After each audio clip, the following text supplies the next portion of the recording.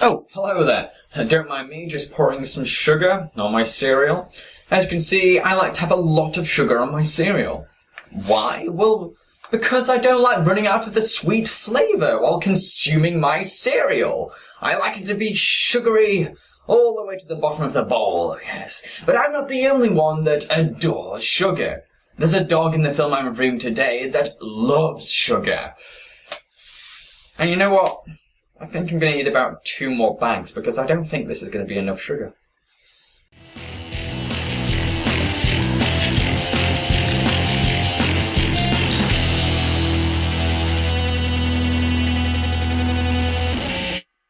The Magic Roundabout was a stop-motion cartoon series produced in France in the 60s.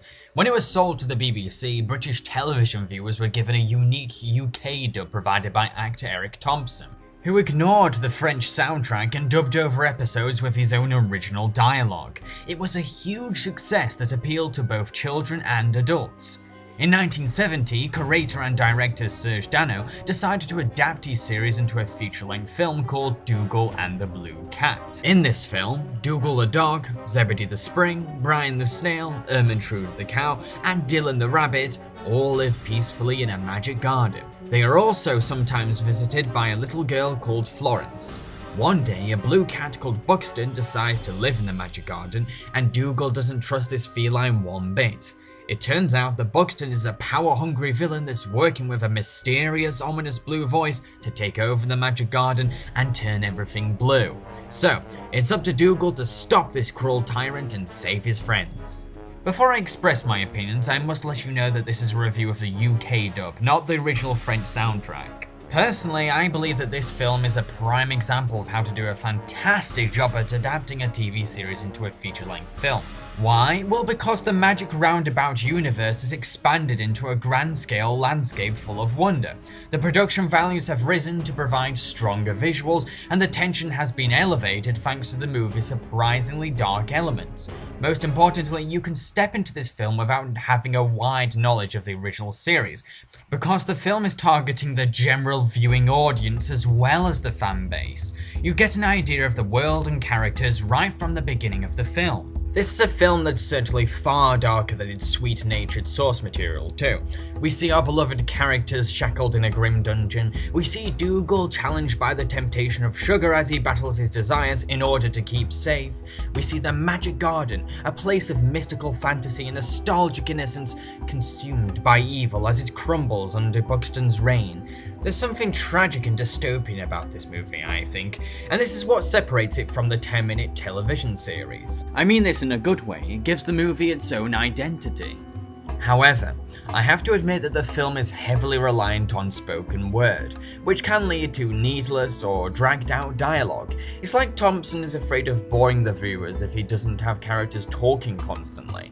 But I do think that the dialogue-soaked scenes adds a certain theatricality to the film, because we're supplied with some wonderfully fun monologues. As a narrator and writer, Eric Thompson isn't patronising and doesn't pander to the audience. He takes into account that the audience is made up of a variety of ages, and he adds something cheeky to his dialogue. His writings can be poetic, sweethearted, and even hilarious. I have to admit that a lot of the dialogue made me laugh. I mean, really laugh. Chest-taking laughter. His script is laced with a strong British sense of humour that's dry, witty, and ridiculously silly at times. He's a storyteller that also manages to keep my attention for a feature-length running time. However, Thompson's decision to feature British references may distance audience members who aren't fully aware of British culture, although this is an underplayed element in the film, so it shouldn't be too much of a distraction if you don't know that much about my country. Now, what about the characters? Well, the film's title character, Dougal, is an incredibly likeable dog. He's intelligent enough to see past Buxton's lies and disguise himself blue to enter Buxton's palace. Plus, he's also hilariously flamboyant, confidently courageous, strongly determined, and kind-hearted. He truly is the hero of the movie's story. However, he's not saintly. He can be immature and rude at times, but these flaws are what flesh him out and spice up his personality. The residents of the Magic Garden are all sweet and eccentric characters that serve as lovely company throughout the film. They're wonderfully weird and complement the world's strange obscurity. Florence is an observer. She's simply a curious girl that's exploring the bizarre world of the Magic Garden. She's the pair of shoes for the audience to step into as she interacts with these quirky characters. She shares the same role as, say, Christopher Robin in Winnie the Pooh or Alice in Alice in Wonderland. While we don't discover the origin of Buxton, his lack of a backstory is substituted with an engaging screen presence. He's devious, sinister, slimy, smarmy, cynical, and uses his blue beauty to manipulate the characters of the Magic Garden. There's a lot of personality to him, and to be honest, I found him to be kind of creepy. I mean, he's willing to actually destroy anything that's not blue, and I get the impression that he would be willing to commit acts that are even seedier than what we see on screen. I think Buxton reminds me so much of Alex from A Clockwork Orange, with his thick Yorkshire accent and conniving nature that relies on his sophisticated charm. We also discover a fragile, tender side to him at one point that made me feel sympathetic towards him and added an extra dimension to his character. Now, the blue voice may lack any physical appearance, but she's wickedly frightening as a spiritual presence. She has the freedom to control everything in her home of the factory, granting her an immense power in her own environment. She's even willing to use a sharp weapon to intimidate Buxton, which is kind of shocking to see in a Magic Roundabout story. Okay, so her plan to turn everything blue may sound tediously harmless, but think about this. Colours are part of our everyday world. They can help us define and identify properties around us. So the idea of losing all our colours in favour of just blue is far more conflicted than you may presume. Just think about it. The animation is simplistic, a bit crude sometimes, and can be very over-energetic. It may frustrate you that the characters rarely stand still or pause, and have no mouth movement, but some characters express dialogue through their moustaches, and I think it's really Eric Thompson's wonderfully sincere voice acting that brings these characters to life, rather than the character animation. It's his soft-spoken delivery that captures my heart and convinces me that Dougal, Florence, Buxton, Ermintrude, Brian, and Dylan are all alive.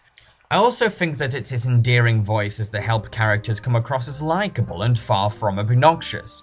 His characters range from being subtle to charismatic, and his emotions are versatile and clear enough to understand without recognizable facial expressions on the puppets. However, some voices may sound slightly similar to one another, and this could cause confusion for some.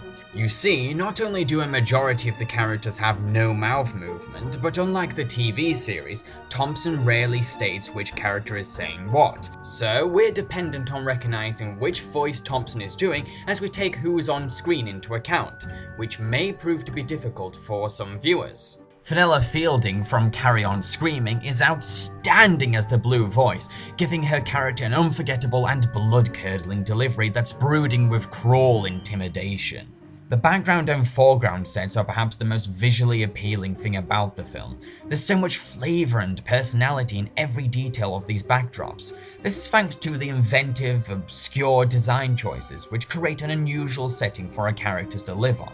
What about the music? Well, I think that the music score is very tender, fun, and versatile. It can be slick, funky, soft, dramatic, sad, or mellow. The film's original songs are a fantastic bunch of numbers. However, a musical number needs to serve some kind of importance in a film, and I believe that these songs do, because they set a certain tone or reflect a character's personality. They can also be a projection of a character's feelings, or help Dougal make his blue disguise come across as convincing in the eyes of Buxton. To conclude, although the animation is basic, limited, and distractingly fast at times, Dougal and the Blue Cat's charm lies in its entertaining characters, strong appealing visuals, inventive production designs, funny dialogue, brilliant voice acting, imaginatively dark elements, and exciting set pieces. I think that it's a quaint and charming motion picture. I highly recommend it. I give it 4 magical stars out of 5.